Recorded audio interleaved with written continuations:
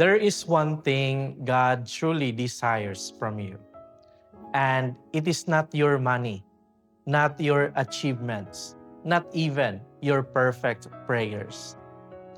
In the gospel, Jesus gives a simple but powerful answer.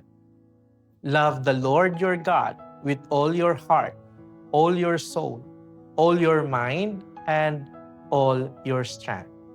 And love your neighbor as yourself. This is the greatest offering. God is not asking for something complicated. He is asking for your heart. A heart that tries to pray even when it feels empty. A heart that chooses kindness even when it is hard. A heart that loves even after being hurt. Maybe you feel tired.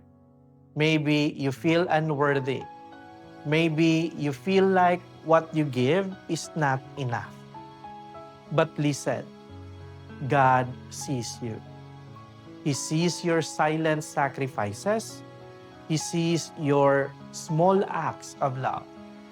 He sees you trying again. And to Him, that is already beautiful.